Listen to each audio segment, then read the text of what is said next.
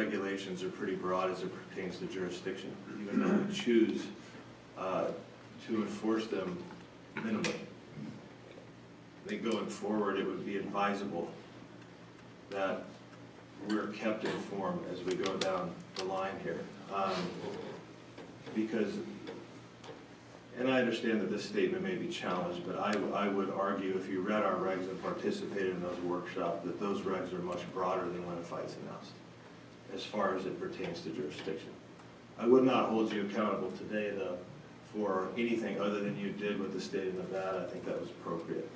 But if Mr. Jones is under suspension in the state of California, for you to say that you're not sure if that's in his jurisdiction, I think is an error on your part, and your organization should reconsider that. If he is under a 15th or 18-month suspension in California, he's in their jurisdiction, period. And if California doesn't take that approach, then I can only say I wouldn't agree with that either. But when they laid that down, or are you saying that you laid that down and they did not? And that's that was USADA's suspension. And they rode with it? I think that was determined in the December hearing. Did it happen while he was in their jurisdiction, the test? Or did they decide to just not ride with you? So maybe what I said as a statement would maybe be more redirected as a question.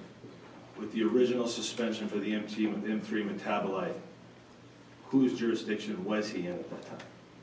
Nobody's? From July 2017? Yeah. That was a joint with California. So I think it's not something we need to drag out because I don't think it's pertinent at this point to the issue at hand.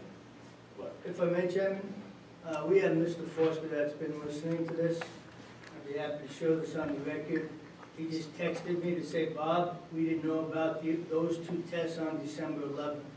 So obviously there's misinformation between the California State Athletic Commission and what you're testifying to under oath today. Let me clarify, Mr. Bennett. Oh, please do.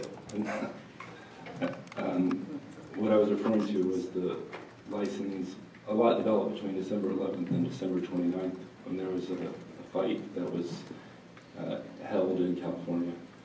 And so when that fight moved to California, there was information that was transferred to the California State Athletic Commission. That's what I was referring to. I wasn't referring to the timing of the December 11th hearing, so I apologize if that was... So just to be clear, you're referring to the hearing that happened in December 20-something that allowed him to fight on December 29th where he was given his license? So the December 11th hearing, at that hearing, Mr. Bennett is correct. I'm not suggesting that California Commission had Mr. Jones's test results. What I was referring to was before the December 29th hearing. So between December 11th and the December 29th fight is when more information was transferred to the California Commission. Okay. So I apologize if that was not clear. I just think maybe to sum this up so we can keep this moving in the direction as it pertains to Mr. Jones. Thank you. There are clear issues between USADA and athletic commissions and promoters. Issues is not the wrong word, but we're not all on the same page. And in my opinion, what suffers from this is a credibility by all. My credibility suffers, your credibility suffers. And notice, in my opinion, is different than disclosure. But fighters that are in these jurisdictions that have, like Dr. Eichner said, adverse findings, clear and defined. Not that there might not be mitigating circumstances, and not that there might not be science that we still have to understand. We've got to get to a faster and more direct disclosure process. But we all need to understand that that doesn't mean we need to rush to judgment as science is evolving. But it's hard to digest months and months of tests that you've decided that you're going to hold on to till you kind of determine what you think it is. When the man is under suspension from a California, not Jon Jones per se, any man or any woman that's a fighter is under that jurisdiction that they were suspended in. We have to get to a higher standard of credibility amongst all of our organizations. Because to just tell you right now, the public ain't buying this. I'm not buying it. I think it's weak and it's soft. So, and I think that we all can do better. So let's, that's my statement to that. It has nothing to do with Mr. Jones. So it's a side issue. I'm glad that you got that out. We need to probably move on from there. Yeah, So, and I would just add, Chairman, that as it does relate to why we're here today, is we're here to, had we had information available to us in a timely manner, we wouldn't have, UFC would not potentially have been moving to fight on Christmas week. So that is my line of questioning as it relates to why we're here today. all right. Are there any other questions? I would just add that the test results were known to USADA when we licensed Jon to fight here, and we did not know about that. That is correct. So let's move on. Obviously, you went about this the way you went about it. We can all debate if it was right or wrong, but you did what you did, and you seem to be pretty firm that you stand behind it to try to do the right thing. I'll ask you the same question I asked Dr. Eichner, and you obviously do have an influence on policy, overseeing the UFC's, program. How do we look at this going forward? Remove Jon Jones as the discussion here today. How do we move forward with other fighters that will show, because from our understanding, we've had dialogue with NHL, MLB, NBA. This M3 metabolite issue is not just in front of the Nevada Athletic Commission, it's everywhere. But we're getting better at it, we're understanding it. How do we go about this as an athletic commission? How are you going to go about it as USADA going forward? Because this won't be the last time we have this discussion, right? It's not. USADA has other cases involving this substance, and so it's, as Dr. Eichner and Dr. Fedoruk mentioned, each one is handled on a case-by-case basis. I think there are certain principles that we try to keep in mind in handling these cases fairly, reasonably, and appropriately. And one of those is the principle of double jeopardy. And the other principle of due process. And so in USADA's, in the policy, the adjudication process, those principles are embodied. And they're set forth in the regulations and the rules that USADA abides by under the UFC anti-doping policy. And what they say is that in order to proceed with a second violation, USADA has the burden of proving that the violation occurred after the athlete received notification of the first violation.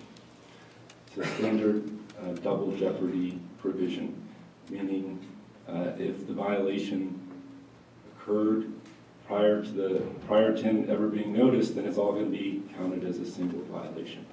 And a second violation can only be considered a second violation if it occurred after he received notice of that first violation.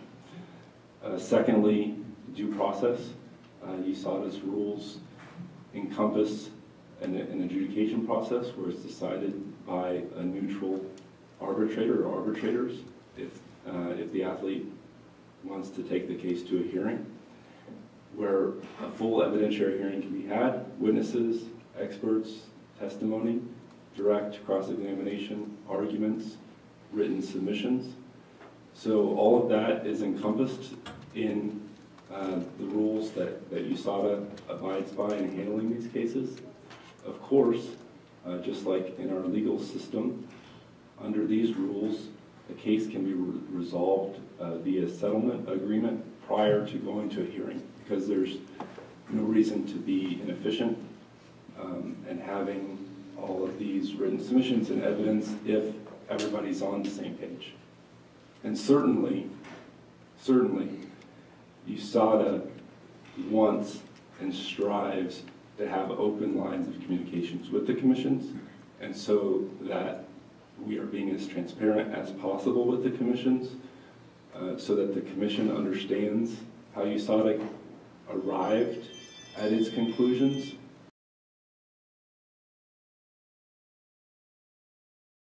And reciprocate, and USADA will reciprocate by understanding and being a part of this hearing and other hearings where USADA can be of any assistance to the Commission in you reaching a reasonable and fair decision in any matter. So those are a couple of the principles that I wanted to highlight in terms of how I believe this commission and other commissions can approach these difficult cases. At the front end, it requires investigation and cooperation from the athlete.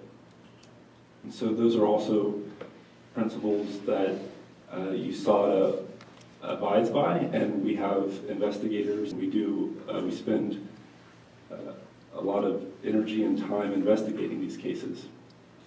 And that goes to Commissioner Alonso's questions before in terms of that delay. That was very diligent investigation going on during that time to try to reach a fair and just outcome in the case. And that's what we do for every case. And so bringing that all together, in my mind, is an effective results management program, and one that can be both case-specific, but also be fair across the board. So let me, you gave me a lot of what I know. Tell me what I don't know.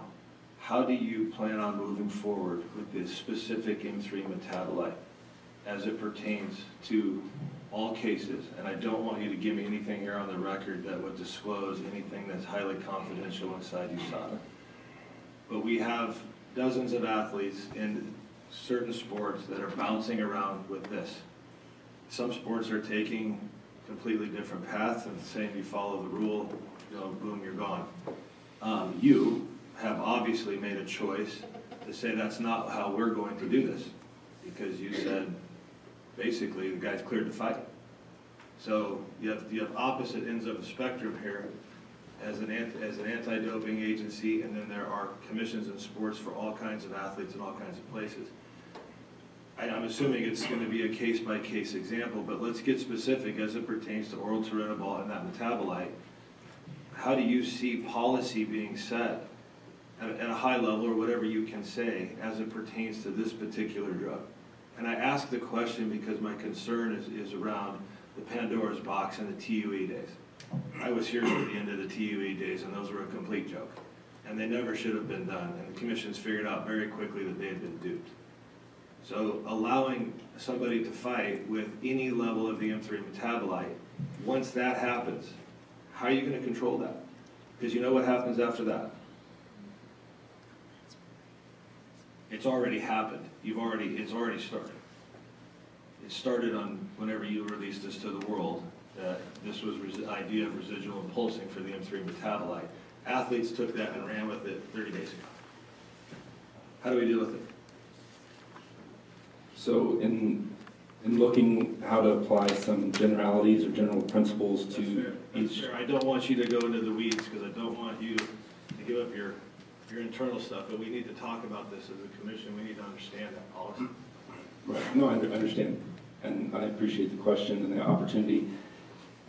The one difference, and this goes back to the double jeopardy point, one difference is between an initial positive and a second or third positive, right? So in Mr. Jones's case, as we know, his initial positive resulted in a lengthy sanction and a lengthy results management process to get there, but at the end of the day, it was a 15-month sanction.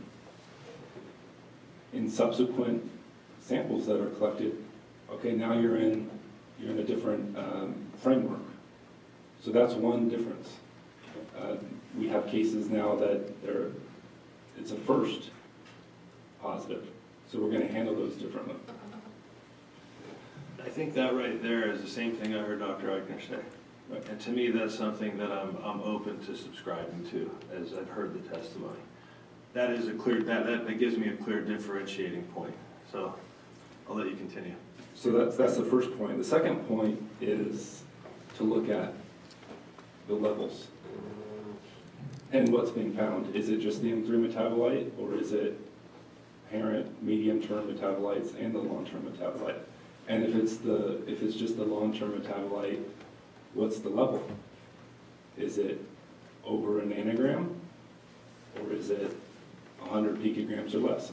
I mean, as Dr. Eichner mentioned, you can't overinterpret, a change between 30 and 60 picograms, but the difference between 30 picograms and 1 or 1.5 nanograms, I would think Dr. Eichner would agree that that's significant.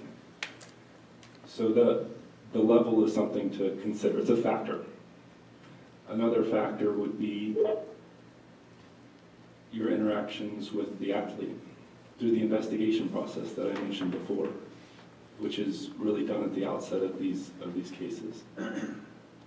When we're talking with the athlete, is the athlete being cooperative? How cooperative? How open? What's the documentation surrounding supplement usage? What are the test results of supplement usage? All of those things are factors, and so there's not, that's why it's a case-by-case basis, but these are some of the steps and some of the factors that are considered in looking at these cases on an individual basis. Okay. Are there any other questions from any of the commissioners? Maybe you could just expand on your second one, that after the first positive M3 adverse analytical finding, you said you're going to handle those different going forward. Could you expand on that?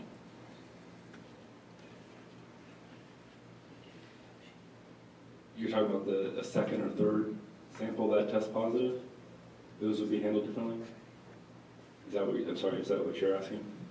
Well, I guess I'm still wanting some clarification going back to the 10-month gap in testing. So how are you approaching anybody after they find as having their initial positive M3? How are you going to manage them going forward?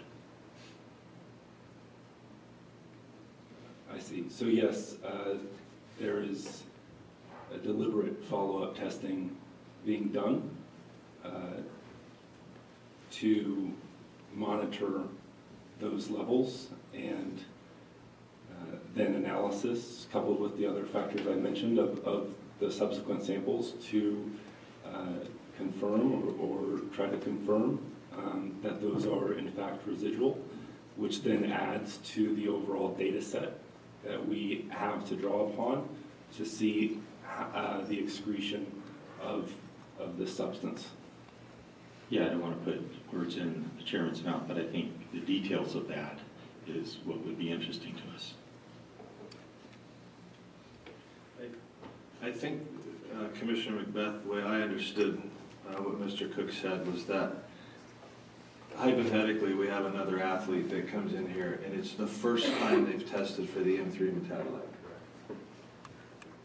The way I understood the answer is that is a first-time offense and some rigorous follow-up testing process. But you're not just going to let anybody off the hook for the first M3 metabolite test. Because if you have the first M3 metabolite test, you have obviously ingested the original compound, and it's the first time it's been discovered. After that, post-discovery of another athlete X, first ingestion, first discovery of the M3 metabolite, it's going to probably ride with the original adjudication that Mr. Jones received, which was 18 months reduced down to 15. Heavy. But that was also because he was a second offender from his prior testing. So in our world, the way I'm interpreting this is that if we have another, what Mr. Cook is saying is we have another athlete come in here, first time we see the M3 metabolite. Our rate, if we were to look at this as allowing somebody under the M3 metabolite to fight, first offense, you're following NAC code, there's no debate. But because of this specific drug, a more enhanced testing program is administered and required in order to get back into the octagon or ring post the original or first time test. That's the way I understood what you were saying. And I'm interpreting that more in the athletic commission way, but first offenders are first offenders.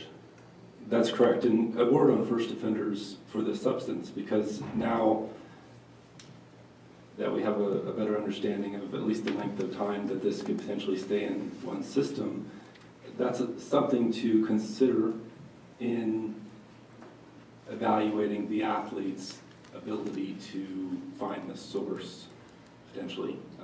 So that's another, so even though you are correct, first offender is first offender, there will be a violation and a sanction. It's just something to factor into maybe the length of sanction or in evaluating the case with respect to whether or not that athlete is able to identify the source of the positive.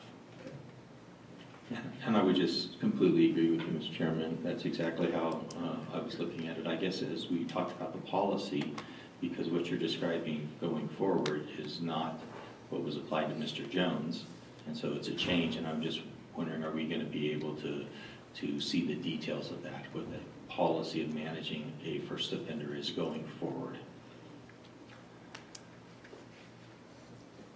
How much more frequently would you test them? In terms of testing numbers, I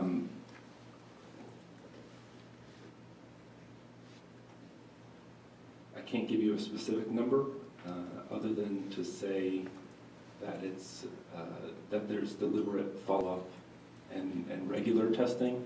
We don't have specific quotas defined for that purpose, other than to deliberately do follow-up testing to better understand excretion and to confirm that it's residual. Mr. Cook, you mentioned double jeopardy, I think 3 times that I counted. Is that part of the policy of USADA, or is that do the right thing? Can you talk more about, because you've made that point, I think, 3 or 4 times. Yes, it's enshrined in the UFC anti-doping policy, specifically Article 10.7.4 of the policy, which discusses multiple violations. And it says, for purposes of imposing sanctions under Article 10.7, which is the multiple violations article, an anti-doping policy violation will only be considered a second violation if USADA can establish that the athlete or other person committed the second anti-doping policy violation after the athlete or other person received notice pursuant to Article 7, and that's referring to notice of the first anti-doping policy violation. Okay, thank you. I only have one other question for you, and I also, Dr. Eichner, I know you're still here, I would pose this to you as well. In any of the cases, if you can speak to them, have we ever found a source? Do we know of, and I guess the question would be, obviously the source would be, yeah, you know, I took some oral Trenibol. That's great. Do we know where they're getting it? Do we know where it's coming from? Do we know, or if you've found it in an actual supplement, a contaminated supplement? Do we have any knowledge of the source of this that you can speak to? In intentional doping cases, we have identified the source. For cases involving very low level, low picogram level of the M3 metabolite, I would say it's very rare to find the source. Okay. All right. I don't have any further questions on this. Like, Dr. Eichner, do you have anything that you would add? Let the record reflect that he shook his head this way. I just have one more question, and Dr. Eichner discussed this a little. You brought up the levels as part of the future review, and you referenced at a nanogram level, right, that it may make you hesitate or possibly evaluate new ingestion. Is that what you would view as a minimum threshold level that could indicate new or re-ingestion? Just to confirm, are you asking me or Dr. Eichner? I'm asking you, sorry. Okay. I would defer to Dr. Eichner and Dr. Fedoruk for the most part, if not entirely, on that question. But certainly, I mean, I can tell you this, in the intentional doping cases, we have seen it over a nanogram. Thank you. Any other questions? Do you have any questions for Mr. Cook? Okay. Thank you. Thank you for being here. I appreciate your testimony. Thank you. I guess at this point, Mr. Green, do you have any additional people you'd like to call forward? Nothing further, Mr. Chairman. Okay, and I know that the UFC is here. Does the UFC, Mr. Nowitzki, Mr. Ratner, Mr. Campbell, do you have anything that you would like to add to the record of the testimony today? Does anybody on the commission have any questions about it? Okay. Mr. Jones, could you please come back forward, sir? There's way too many people yawning in the audience, so I figured that we've gotten to the point of boring. I caught you napping back there, it's okay. I'm glad you're relaxed. Do you have, I guess right now, would the commission have any final questions? Or first, would you have a final statement you'd like to make to the commission before? Because the process at this point is I'm going to close the hearing. And once I close the hearing so commissioners are clear, there are no more questions for anybody in the audience or any of the witnesses. I can reopen, but would prefer not to. I If you prefer have to a make question a at this closing point. on behalf of Mr. Jones. I'm sorry? I'd like to make a closing on behalf of Mr. Jones. If that's okay. You'll get that opportunity. I'm just making sure, before we get to your closing statement, that there are no additional questions for the people who testified today or anybody else in the audience you would like to have come forward. Everybody speak now or forever hold your peace. And if we get to something real serious, I will open it back up, but I don't like to do that. So, Mr. Green, I will turn it over to you for your closing statement, sir. Thank you, Mr. Chairman. I promise to be brief. I know that on December 23rd, the Commission agreed to allow Mr. Jones to appear today to allow for a measured, thoughtful, and comprehensive discussion of his anti-doping testing protocol results and provide an opportunity for the Commission to determine the appropriate path forward for him in Nevada. I think it was a very good discussion that hopefully revealed the science that we had said in our submission and we promised would be here today. I mean, I think a few things came out in terms of themes. One, there's absolutely no evidence of re-administration after July 28th, 2017. And two, while he wasn't tested for the 10-month gap between October 2017 and August of 2018, I think there's two important things to bear in mind there. The first one is Dr. Fedoruk importantly said his steroid profile and his blood passport were both normal and did not indicate any usage in that period. So I think that's an important biomarker to understand. That's the first thing. The second thing is he was subject to testing during that entire period, and as Mr. Cook said, was preparing for his hearing. It would have been fairly bold behavior to intentionally take, or even, at that point, somehow ingest DHCMT while he was getting ready for a hearing, facing a lifetime ban potentially. And there's no evidence at all that it actually took place, although there is that gap. It wasn't his fault that he wasn't tested, and certainly not fair to hold that against him. Certainly since August of 2018, he's been probably the most tested athlete on the planet. If you look at all of his test results, and he's been doing the VADA testing since December 28th, and he'll continue to do that testing. And as a way forward here, if the Commission, as Mr. Jones said himself in his opening, would want him to continue that VADA testing beyond the agreed upon period with California, we would certainly agree to that. I think it's helpful to continue to have as much data as possible. And certainly Mr. Jones is completely an open book, wants to be tested as much as possible so that there are no issues with any more gaps like there were in that 10-month gap when he was subject to testing but not actually tested. So as a condition of reinstatement, he would be happy to continue to do the testing. I know Dr. Goodman is here today from VADA, and that's who has been doing the testing in addition to USADA under the California State Athletic Commission agreement for reinstatement. I'm not going to try to recreate Dr. Eichner's testimony, but I think it's pretty clear that without any presence of other metabolites beyond the M3 long-term metabolite at the low picogram levels that has been in his urine in August, September, December, and we think the most recent results, as I'd said, perhaps continue to have the low levels in January. There's no evidence of re-administration, and as far as what makes sense going forward in terms of the appropriate path for him, I believe it would be appropriate to follow the lead here of USADA in the sense of looking at the first M3 metabolite positive, for which he was punished very differently than any subsequent positive. And even though the rules I understand don't have a double jeopardy provision, I don't think it's going to weaken the program, for my 2 cents, if you put one in there, because I think it's only fair to not punish somebody again if there's no evidence that there's been any re-administration, which there is none here. So he's happy to, as I said, follow the protocol in California, which is every time there is a presence of M3 long-term metabolite without any presence of a short-term or intermediate metabolite at a low level, as part of VADA or USADA testing, the authority here is Dr. Eichner and Smurtle, and if it's their opinion that there's no re-administration, that doesn't count as another anti-doping rule violation. And I think that that's a fair way of approaching this.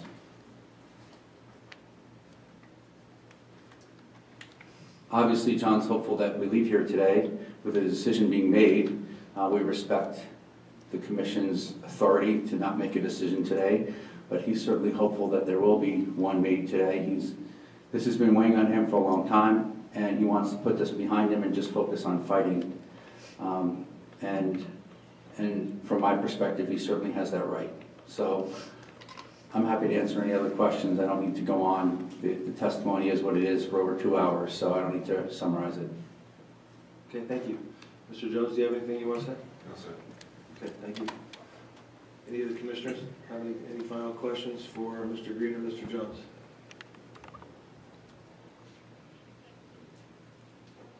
Executive Director Bennett?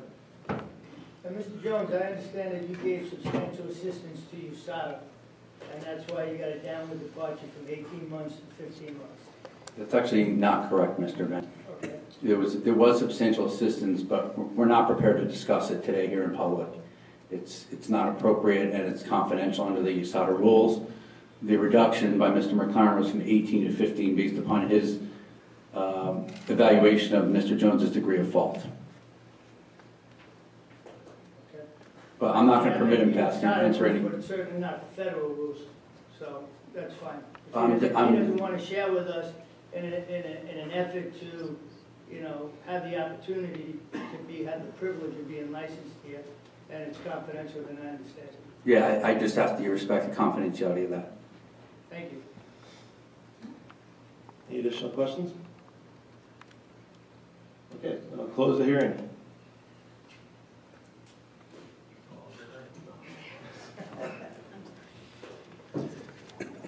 Okay, so we've heard a lot of evidence and a lot of testimony. I appreciate everybody's participation in this. Before we start deliberating this, I just want to reiterate for the record, this is exactly in Nevada how this is going to go. We will not be rushed to judgment. We will not be given information at the last minute and decide things that are this sensitive. This is exactly how it should go. The public should get to see exactly what we have to say, exactly what the experts have to say. So I'm very proud of today's hearing, regardless of the outcome and the decision that we all decide to make. But it's important to me that there's integrity in the public process and that the public understands exactly what this commission is thinking. So in saying that, I would turn it over to the commissioners to start the discussion. Happy to entertain a motion if somebody feels comfortable going there right out of the gate. But usually, because we haven't had a full commission like this on a case that's this substantial and or complicated, probably would be good for each commissioner to maybe talk about how they feel about where they want to go. And then from there, we can try to form a motion, an appropriate motion based on what we think we're thinking. And if we don't agree, then we can still have a motion and a second and vote. So, Mr. Macbeth, in my linear world, and the doctor on the commission, I'll start with you. Okay, well, thank you, Mr. Chairman. So, it's pretty clear to me that we currently don't understand the science around this long-term M3 metabolite.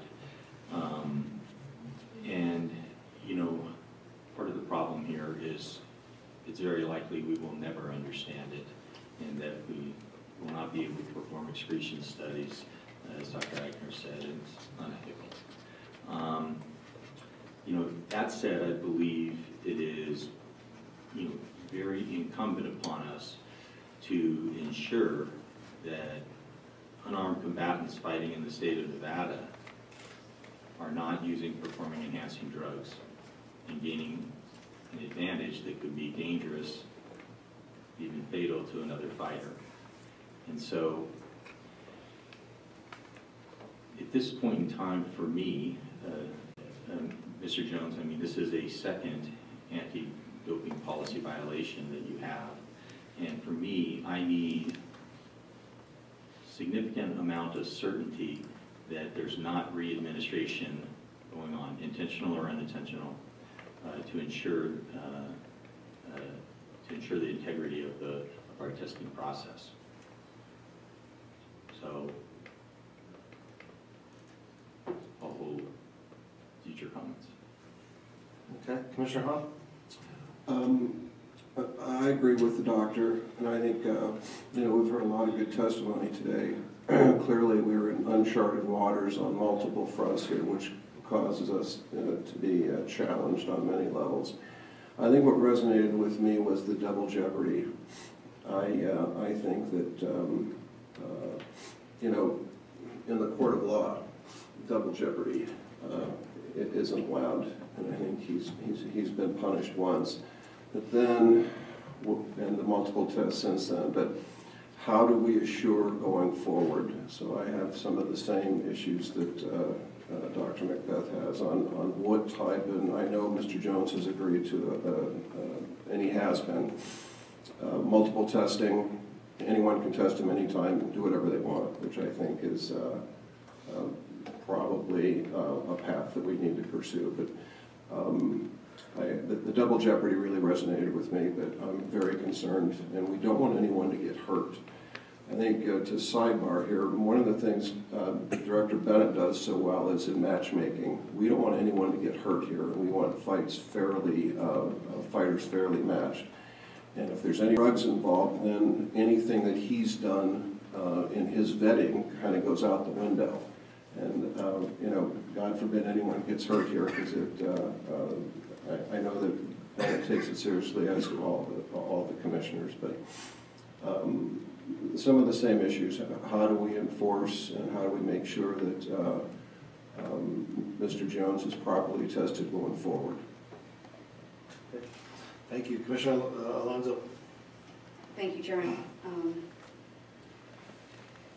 Well, we've heard many times today and previously there's no evidence of re-ingestion. I mean, what I believe is there's no evidence that he didn't.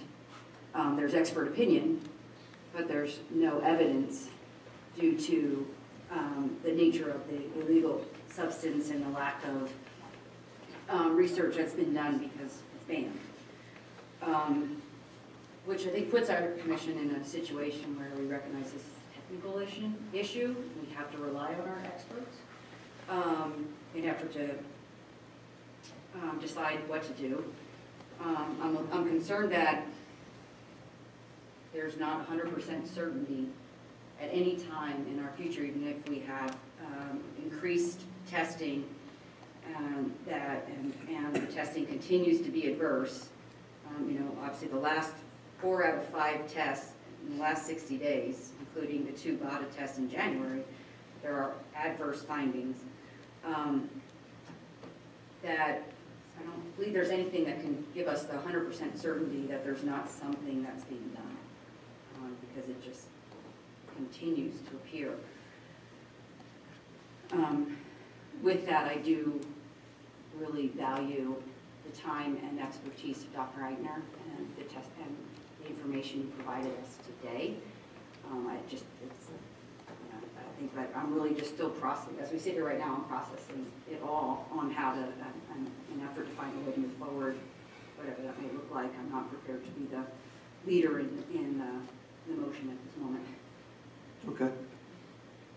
Commissioner Alt? I think all the commissioners have certainly well stated what they feel and where we are, John, on this thing. I mean, the thing that that I'm concerned is there's a precedent. You know, should we acknowledge and issue a license?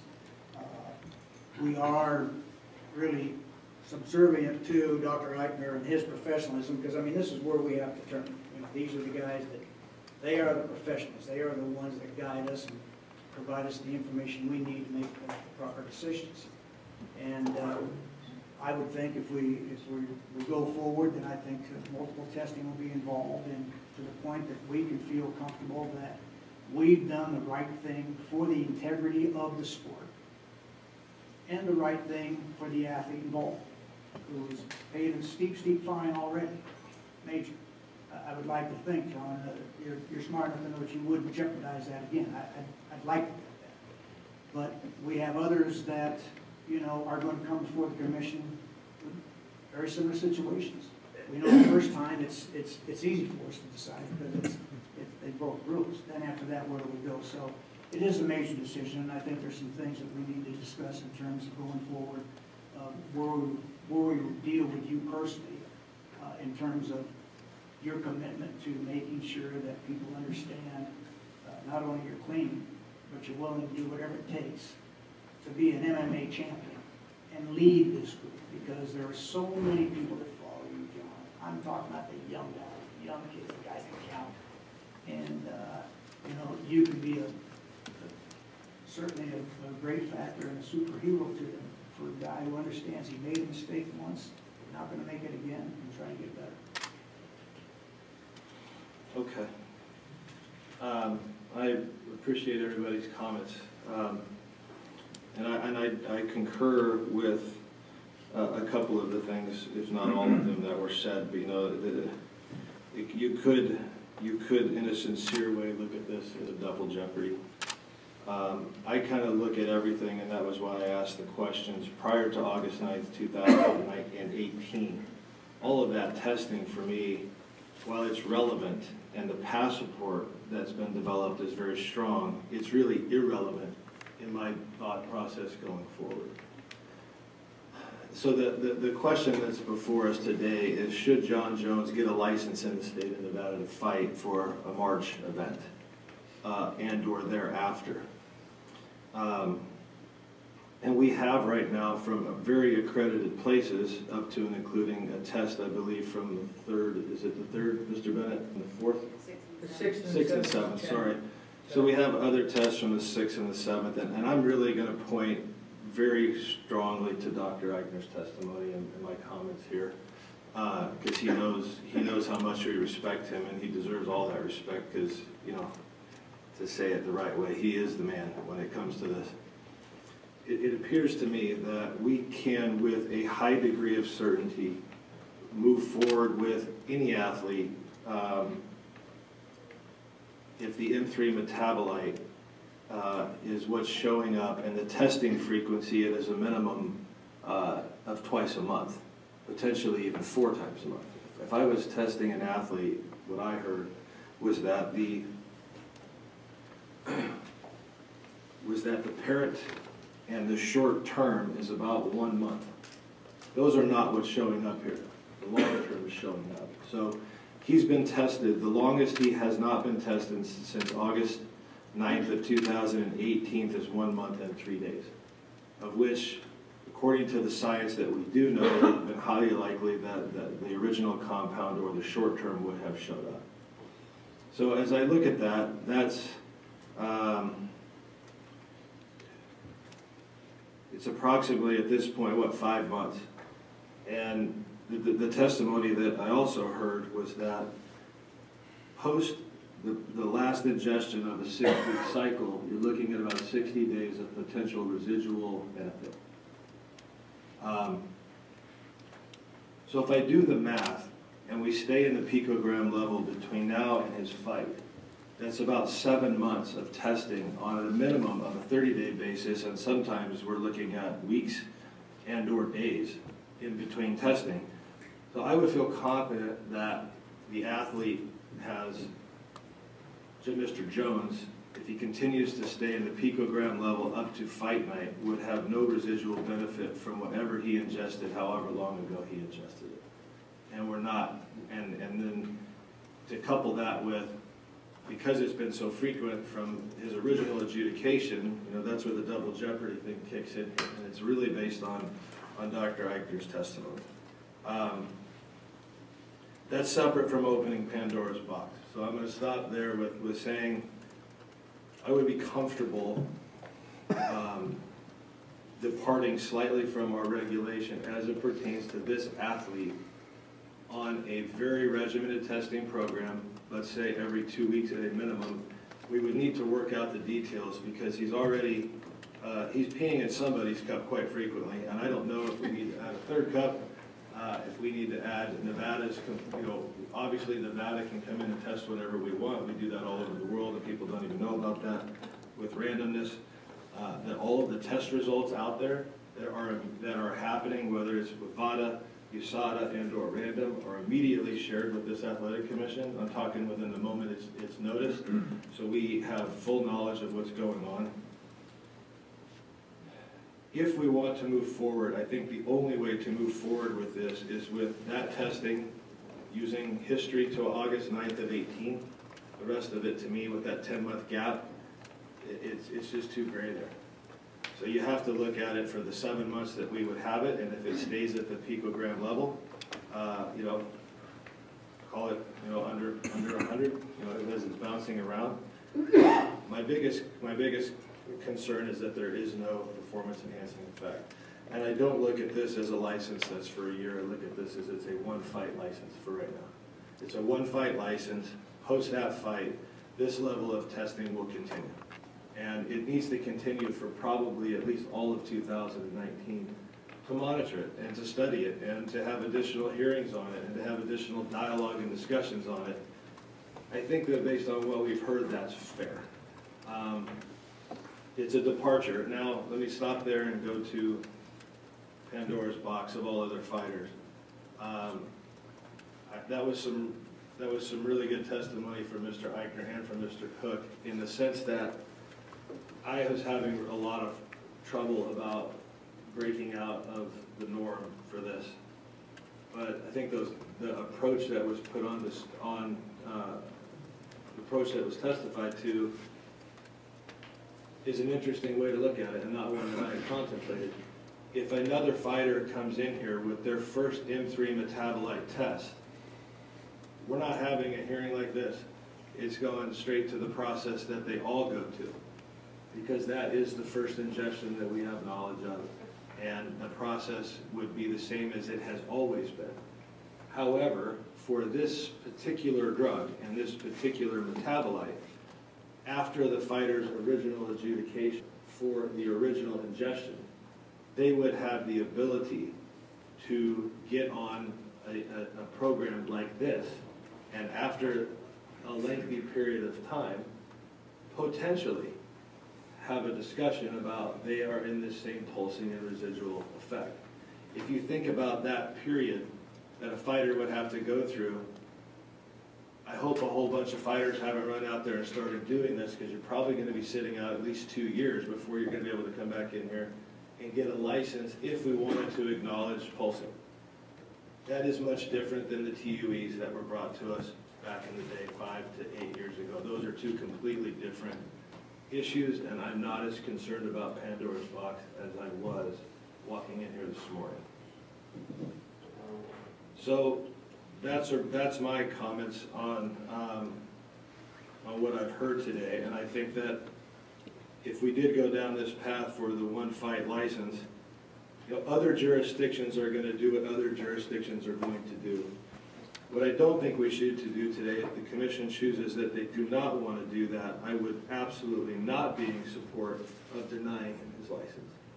I don't see anything here that says we should deny this man the right to earn a living. What he's going through, California and other jurisdictions may feel more comfortable than we do in monitoring this. And I don't see anything here that supports an outright rejection of the license, and because the reciprocity will kick in, and other commissions usually respect one another. So I'm comfortable at this point that we have gone through the longest hearing that I've had in 4 years here, and understood this information, but that doesn't, I'm one of 5. So I would throw that out to you guys to consider. You know, the one fight license, we have to have a period of testing that runs with the testimony from Dr. Eichner that makes us feel comfortable that re-ingestion is basically not possible. It's impossible. The test results are immediate, reported to us, and I don't care where you go fight. It's got to be, if you go to Russia, I want those test results. They have to continue to be submitted to Nevada no matter where you are so we can monitor this. Because it will be critical to the next fight that he wants to fight here if he wants to get a license again. And after we've understood this for 2019, then we can sit down and decide if further testing is required at this level. Because remember, if we do this too, you're going to put the athlete under a tremendous amount of scrutiny. He's going to live with a lab coat for quite a while, of which he's volunteered, and I commend him for that, because that's not fun. So, and I think that's a huge step forward in him wanting to move forward. So I would turn it over to you guys, and I'm totally open to rejection. As a matter of fact, I'm quite used to it. It frequently happens. So it won't hurt my feelings, but I think it's important that if you have things that you don't agree with that, or if I didn't have things that you all agree with, I would be saying it's important that happens up here.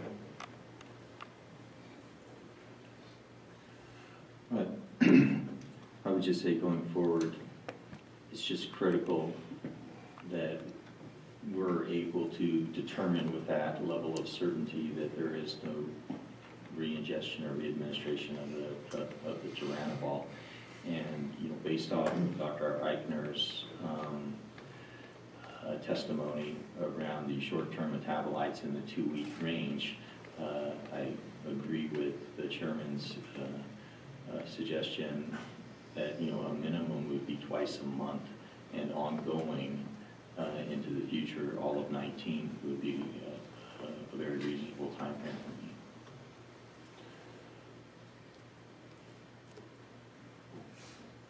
for me. I also support that what we are considering today is a one-fight conditional license. I think that I came in here today thinking that this could turn into a disciplinary topic, or potentially a ban or refusal, Chairman, as you recommended.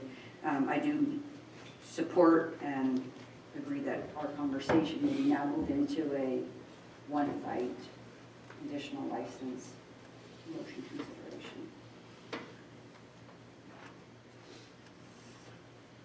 I would be supportive of that, and John, I think one of the areas that I think this would provide and help is that if you're tested, obviously more frequently, like the chairman's suggesting, it provides people like Dr. Eisner and them a chance to analyze this and see where it's going. I mean, what it does, to athletes, and to get a better idea of where it is, so we in athletics can monitor. I mean, so you're representing not only just yourself, but another field for people to see where it is, because we're saying that you haven't ingested. We're saying that you are sincere about wanting to be a supreme MMA athlete, which you are. You want to remain a champion, and champions lead, they don't follow. So now we're asking you to lead not only in the ring, but also as a guy who's going to test more than the normal person is going to test. So these people, the experts, can enlighten us more and more as we move forward with the anti-doping program.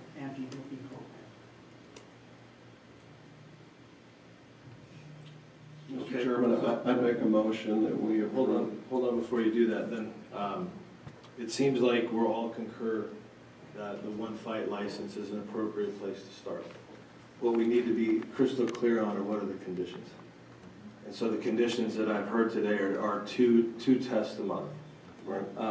So minimum, exactly. So I think that it would be a 2 tests a month minimum. That needs to be administered by USADA. It needs to be immediately reported. We need full disclosure on all VADA tests. And the Nevada Athletic Commission, Executive Director Bennett, will absolutely do its own random and unannounced tests anywhere in the world at any time. Mr. Bennett? Okay. So that would be the 3 conditions of testing. So there's 3 different agencies that would be doing that. So we would get to the 1 fight license. Is the date March the 2nd? Is that correct? Yes. So that fight would happen if under this motion. Post that fight, okay, the next condition is that you would continue with this. If you do not continue with this through 2019, then you're probably not going to get another license here. I wouldn't say that because that's a separate hearing, but I would strongly advise the applicant that we need this testing for a year to understand it. And then I can't really project a motion or any other conditions post that. I think we have to if the testing continues to happen, we'll continue to monitor. You will make your choices of jurisdiction that you go fight to. However, that information needs to come to us.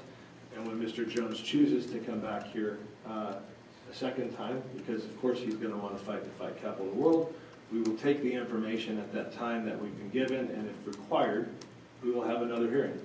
And probably a much shorter hearing on that, but we will probably have Dr. Eichner and Mr. Cook again come back in and give us that information, and we'll reconsider that again. So that would be, to be really clear on the motion, it would be a 1 fight license, 2 tests a month for all of 2019, up to the fight and post the fight, all of 2019, by USADA, VADA, and the Nevada Athletic Commission. And all of those tests by those agencies would be given immediately to the Nevada Athletic Commission. And that's really it. I don't need to think about it much past that because it's really only good till March the 2nd. Do you have something to add, sir? Because you look like you're about ready to jump over that microphone. Well, I just want to make sure, before we were deliberating, you mentioned having a level of results that would be acceptable, if they're over a certain level. If you want to put that in the condition as well.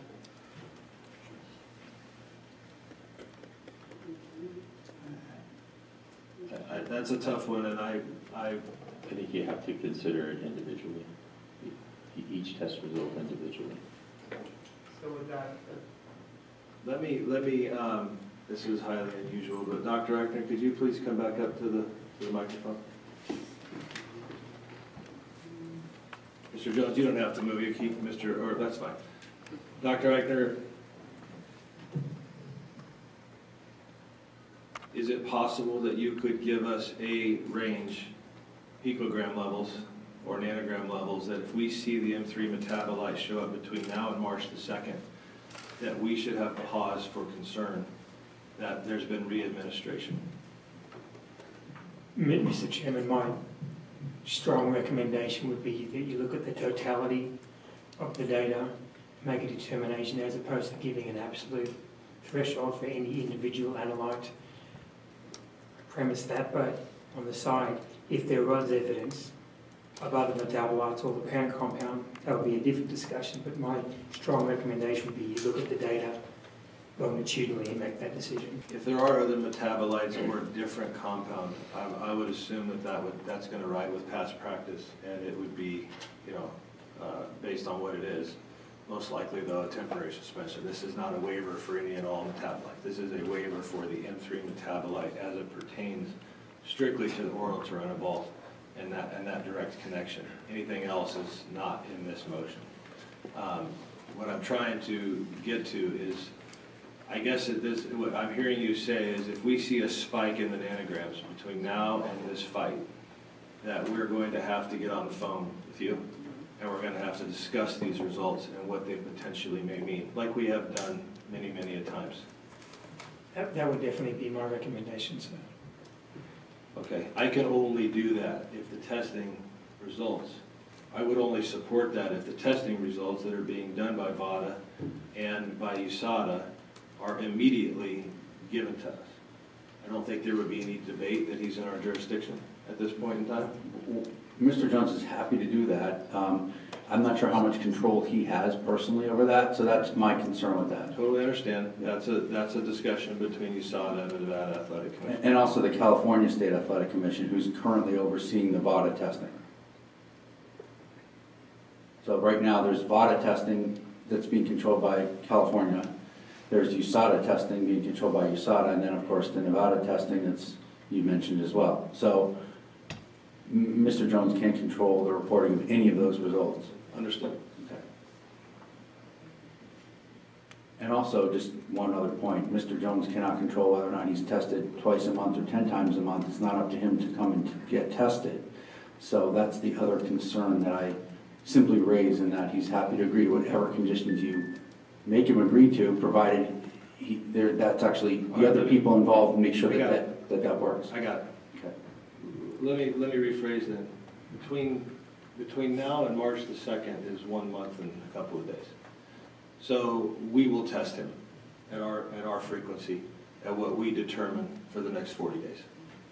And that would give me even a higher degree, not that I don't have a high degree of confidence in USADA and VADA, but that'll make it really simple to remove those issues. That's appreciated, Mr. Chairman. That's the simplest way to move forward. That would be the way to craft a motion. It would be, it's a one-fight license, and for the next 40 days, he's going to be under Nevada Athletic Commission testing at least 2 times this month, up to maybe more. And I would venture to say it's going to be more. Then I think at that point, that will give us at least a month to work with USADA and VADA and understand if there's a way for us to cooperate as agencies on how we can move forward. And I'm highly confident that we can have that discussion with USADA, the UFC, and remove your client from being the issue and let the agencies work out their differences on how we communicate. I'm just making it clear to you, and you have a lot of influence over the UFC and USADA, that going forward, Mr. Jones is going to have to make it a requirement that those agencies report to Nevada. It's not up to the agency's discretion. And I ask that they please don't test how broad I think my jurisdiction is in the state of Nevada. Just cooperate and give me the information, and I'll have that discussion offline. But he needs to also support that request. He's fully supportive of that. To the extent that we can influence that, we're happy to. Fair. Okay, so that simplifies the motion. It's a one-fight license. He'll be heavily tested with the frequency we've discussed up until March the 2nd. And by then, Executive Director Bennett, you will have to determine with USADA, if you can, by our February meeting, how we're going to work as cooperating agencies as it pertains to this particular issue. And maybe we can report back in February, which would be prior to the fight. And then I would also include in the motion that these tests, it's probably not going to be more than 6, are going to be paid for by the applicant. Post-fight. No, up to March the 2nd.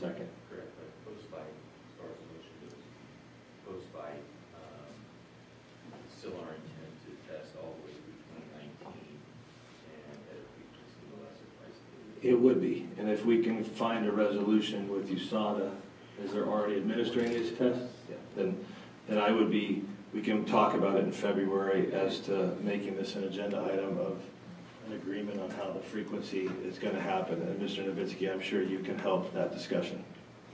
Is that a yes? Yes. Thank you. Okay. So we'll get through that in February. Yeah, and I think just to state the obvious, whether assuming it's Smyrtle or USADA that's executing our testing, is that it's identical to how Executive Director Bennett requested December 9th results to be expedited, because we don't have a month time frame, right? Good. So every test has to be expedited in the same way that we requested. That's all on us at this point. Okay. We will control that and run those tests and control the expedition of those tests. Okay. He may be subject to other tests, and hopefully they disclose them at the pace they have been, or faster. But we will be doing that if we choose to go down this path. I think we've exhausted it. If you guys are all, if that's a path everybody would like to take. All right, then I'll look for a motion on that. Move approval. Okay, so moving for approval for a one-fight license, Nevada Athletic Commission testing, paid for by the applicant, up to the March 2nd event. Is that agreeable? Yes. Do I have a second? Second? All in favor? Aye. Great, motion passes unanimously. Okay. Mr. Jones, I appreciate you being here today. Appreciate you coming here to testify. Welcome back to the state of Nevada. If you recall, a long time ago, you and I had a conversation in your locker room when you came back to Nevada. I will reiterate what Coach said. Coach, Commissioner Alt, we call him Coach. This is on you. It's on your shoulders. I like what I hear, I like what I see, but the proof's in the pudding. So I'm happy that you're back here. You'll always be treated with respect here. I wanted to make sure that you understood that today. Welcome back to Nevada, and do the right thing from this point going forward. And as you know, we're going to be visiting you frequently. Okay, thank you. Thank you, Mr. Chairman. Thank you. Lastly, oh, let's drag this out for another 20 minutes. Is there any public comment in the room? Any public comment on the phone? The conference is no longer in listen-only mode. Is there any public comment on the phone? Okay, and hearing none, the chairman report, I have none at this time. Item I, matters for future agendas. There's two things, Executive Director Bennett, and in order of priority on the February agenda, I would like yourself to come back to us with a recommendation and understanding with USADA and the UFC on what the frequency of Jon Jones testing is going to be and the reporting of those results for the calendar year of 2019. And the second thing would be, if you could pick a date in the near future and discuss with the Deputy Attorney General on if we need to look at altering the regulation, which as we know is a lengthy process, or if we need to or can issue a guidance memo as it pertains to the verbal code of conduct from all unarmed combatants. I would like to first understand the legal process in which we can move through that, and then that would guide where I think we want to go with that. But I'm very open to looking deeper into these code of conducts that are currently being carried by these promoters as well as our own, and trying to tone the rhetoric down, especially as it pertains to race and religion and sex. I think it's inappropriate. I've had enough of it, and I really don't want to hear it anymore. So I'd like to, and we're going to have to involve the fight community and everybody on that, but it's time to temper that. So when we need to adjust with the times, and that's what we do. Are there any other comments from any other commissioners? I have one for a future agenda. We'll reach out. Can we expect to have Dylan Dennis on our agenda for February? Mike Denver from the Attorney General's office, for the record, it is anticipated that we can go forward on the February commission date. That is the intention. Okay. It'd be great to resolve all matters from October 2018 to move forward. Okay, I look for a motion for adjournment. I make a motion to adjourn. Second? All in favor? Aye. Great, motion passed unanimously. Everybody have a great day. Thank you. Sure. Oh, it's just the agenda.